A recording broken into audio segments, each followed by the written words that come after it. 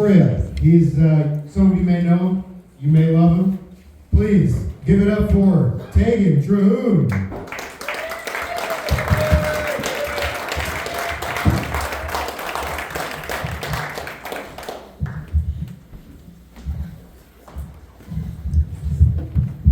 Everybody, give it up for Josh Stevens, doing a great job here tonight. This is the first show that he's gotten to do, and first one that he's getting to do with us, so he's doing an awesome job. He deserves all the love and credit. He's going to be something big someday. Someday. Not today, but someday. Before I get into my set and all the jokes and everything, I did want to take a quick minute, and I wanted to acknowledge the tragedy that's going on in California. I'm sure you've all seen the wildfires and everything that's going on over there. And, I saw that and I just thought to myself, I can't believe how far those celebrities will go to cover up the evidence of the Diddy parties. It's just terrible. I think it's also kind of crazy they're able to do that considering how much oil they had on themselves. I mean, it's just... Oh, that one got too real? Okay, sorry. Folks, if that's your line right there, I'm going to need you all to cowboy the fuck up because you're not going to make it for the next 15 minutes.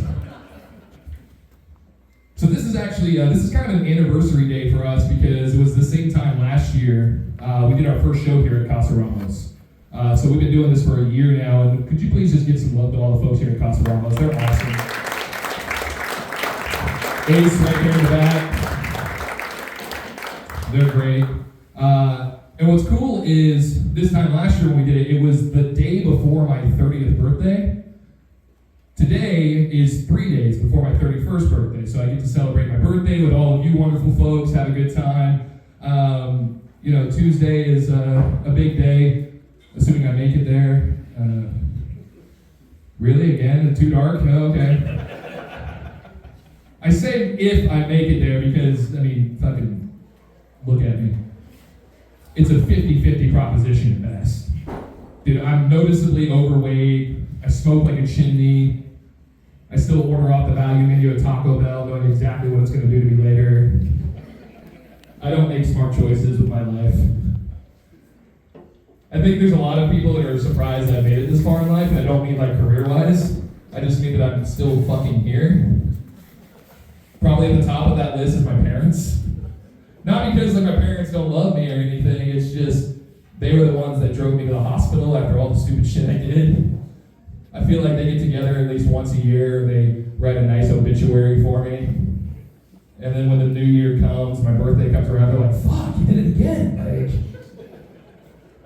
I feel like when I do die, the obituary is just gonna be like a handwritten note. It's gonna have a bunch of different numbers scratched out. It's like, Tegan died at the bold age of 25, 26, 27, 28, 30, and then there's just eventually when it hits like 35, they're gonna be like, what the fuck is he doing this? Some of you, I can see the faces, you're probably thinking to yourself, who's never been to one of our shows before? Anybody new? I'm not gonna make fun of you, it's okay, raise your fucking hand, it's alright. Very good. Some of you are probably thinking, that's really cute. He includes his family in the comedy, he talks about his parents. Those of you that have been to one of these shows before, it's like, give it a minute, it's gonna get uncomfortable real fast. So my parents beat me, no, I'm kidding. They disciplined me, sorry. No, my parents actually are super supportive of everything that I do in my life, except comedy, for obvious reasons. Actually, I mentioned that I'll be 31 on Tuesday. Well, next Thursday will be another anniversary for me. It'll be my 18th year of doing comedy. I've been doing stand-up off and on since I was 13 years old. I refer to those days as the dark ages. Not because I was like angsty or crazy or anything like that, it's just because that's what the room looked like by the time I was done. Dark and empty. Which is really fucked up because I only performed for my parents back then, so.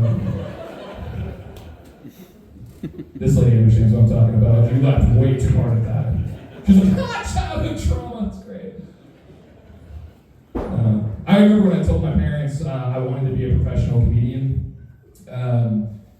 I've never seen more disappointment in their entire life.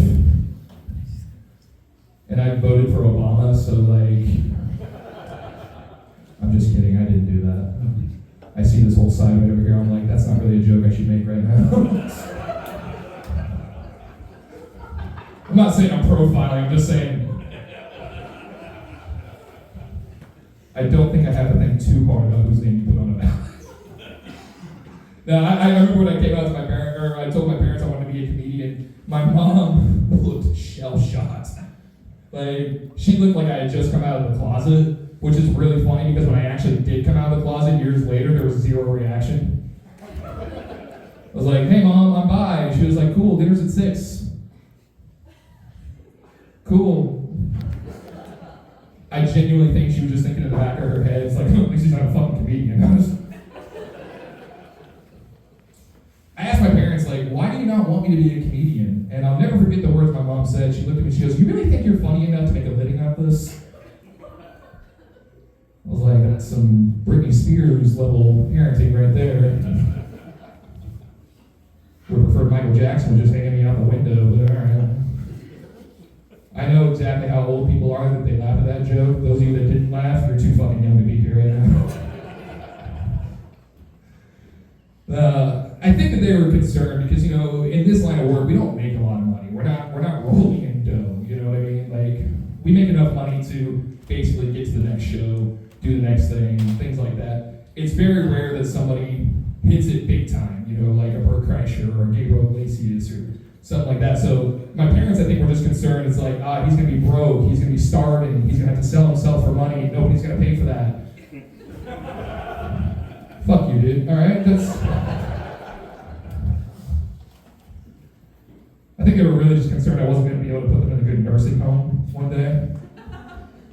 And they joke about that a lot. They're like, oh, just remember to put us in a good nursing home. And I tell my dad all the time, it's like, dude, you sneeze wrong at 75. It's done. My dad told me, when I'm of that age, I don't care. I just want to be somewhere with a television where I can watch Kansas State, I can watch the Chiefs, I can watch the Royals, I can be close to nature. I told my brother, well, dementia runs in our family. We could just throw him in the woods with a fucking iPhone. He wouldn't know the difference. That went dark too, apparently. If I offended anybody with that joke, forget about it. Double down. Now, that's actually a real thing. Dementia does run in my family. In fact, I lost both my grandfathers to dementia on both sides of my family, so it's like, there's no fucking escaping it. We're sandwiched right in there. And I'm going through it for the third time with my grandmother. My grandmother has dementia. And as you can imagine, it's painful, it's rough, but this is how I deal with that. I laugh about it, because if I don't, I'm just going to be in the corner crying about it. Nobody wants to see that. I mean, unless you can find that funny. My dude back here in the Bass Pro Shop, he's like, you try it. Now, the thing that scares me most about that, though, is I know that statistically speaking, I am likely to develop dementia myself. And I told my wife years ago, when that happens, I don't want to live like that.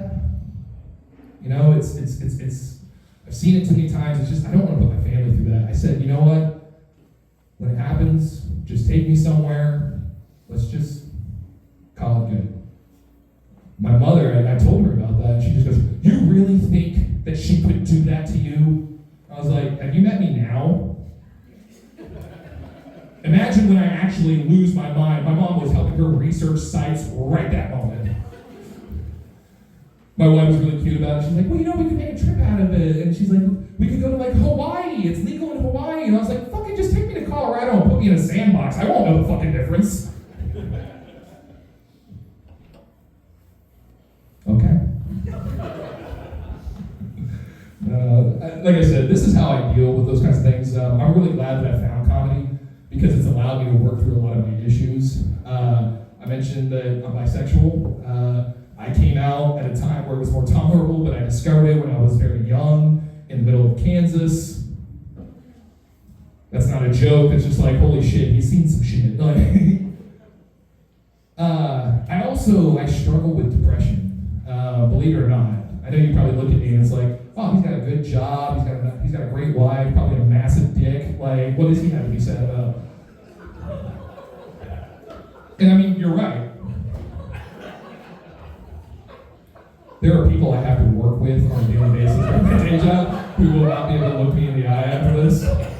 There's a couple sitting in here who I'm actually officiating their wedding in May, and they're sitting there like, maybe this wasn't the right idea. Or maybe they're thinking, if there's not at least 2 dick jokes in the sermon, I mean, it works for the Catholic Church, so. I really expected a bigger laugh to that one, considering I'm wearing fucking Notre Dame hat and shirt. I'm part of the problem. No, I do. I do struggle with depression and anxiety. I'm a suicide attempt survivor. I'm still here. I made it. I'm doing better. I'm doing a lot better than I was. And comedy's a big reason as to why. Thank you. I appreciate that, man. I do appreciate that. I don't say that for a clap or anything like that. I just say it because it's real. And if I don't laugh about it, I cry about it. You know what I mean? This is my therapy. This is how I deal with it. And it's ironic. Like, the way I feel better about myself is I stand up in front of a room of strangers and try to make them love me. Like, if it goes good, it's like, oh yeah, I fucking killed that night. And if it doesn't go good, well, I mean, I can still say I killed that night, I guess.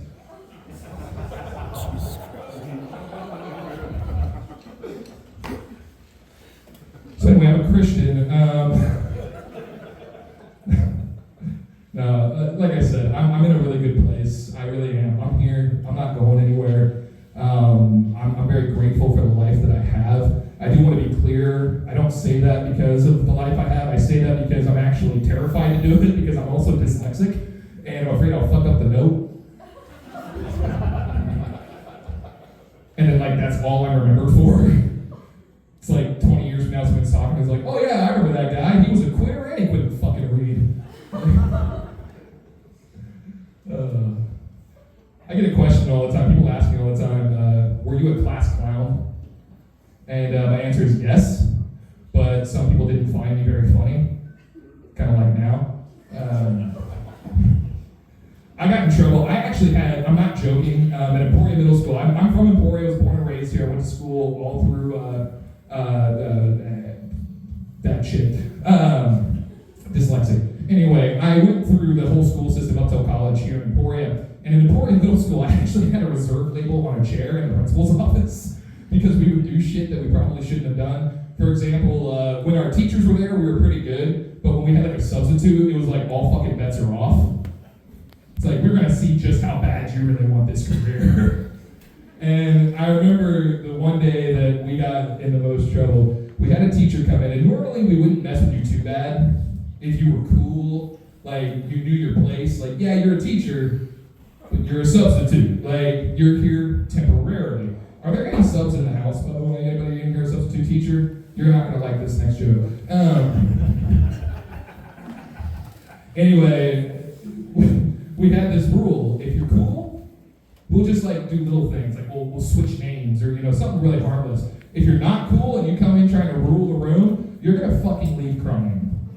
So we had a teacher come in 8th grade year, and she walks in with this like fucking liberal arts confidence that is just like, I don't know how you got that, thanks buddy. You studied liberal arts, didn't you? You do? Oh, so much disappointment I had for you.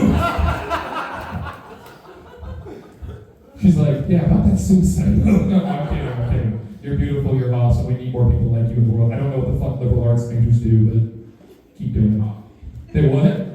They make coffee? So it's about as useful as a philosophy degree is what I'm hearing.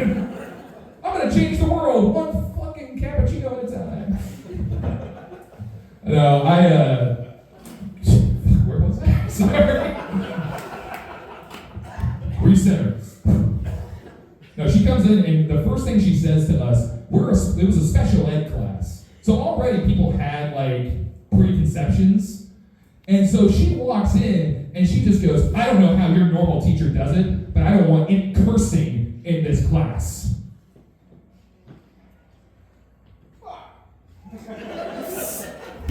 There goes my fucking afternoon. No. Hey, buddy, calm down. No, but we're all like, who fucking starts a conversation like that? Like, okay, because we're all special needs, we suddenly have like the dirtiest mouths in the world. I mean, we did, but that's not the point. Anyway, we decided, okay, she said this, she must pay. So what we decided to do was, when she said that, I raised my hand, and all I said to her was, what if we have Tourette's? Quick PSA, I don't have Tourette's. And she goes, I highly doubt that you have Tourette's. And then I was going to leave it at that. I was just going to be a smart ass, leave it at that. My best friend behind me just goes, no, he does. He actually got diagnosed last week. And I looked at him, I was like, what the fuck are you doing? And he's like, it'll be hilarious. So she looks at me, and I knew she was going to be successful in her career because she said the following, I guess just try and keep it down. Like, I can fucking try. No, I'm kidding.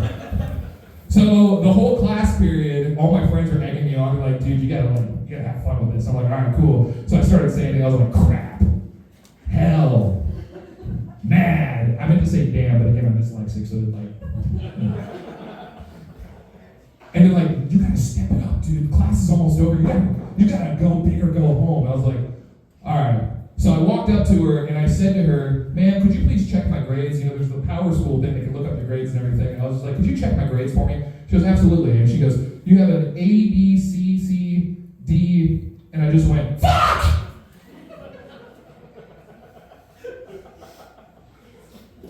Now, I just meant to startle her. I almost killed her.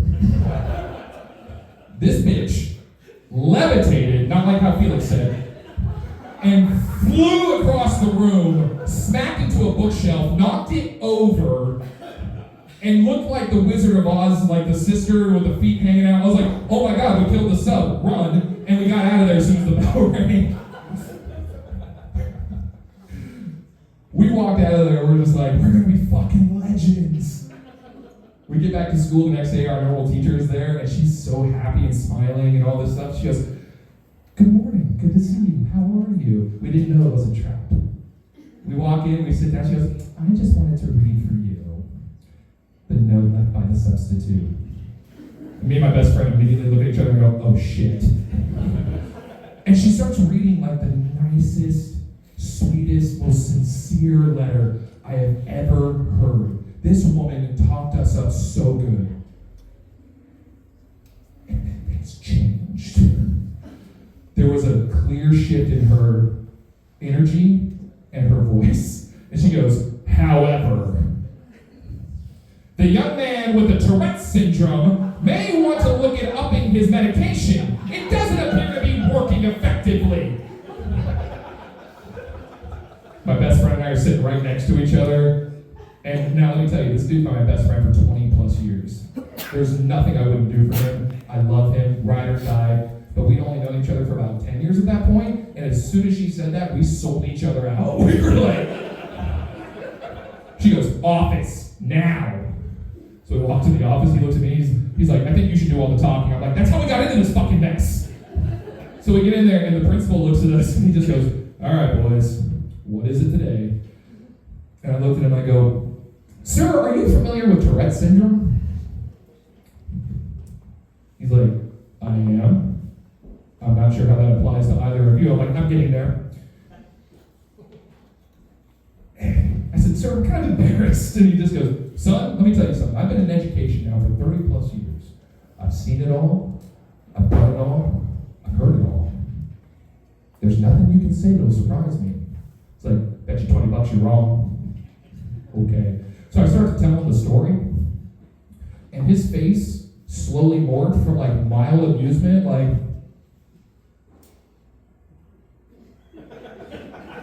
to like confusion, to like appalled. And then by like the third minute, I think he was questioning every decision he'd made in his life at that point. And then he looks at me and he just goes, well, boys, I gotta tell you, that's a new one. I don't know how to proceed with this. I was like, well, you could just let us off the hook. He goes, yeah, that's not happening.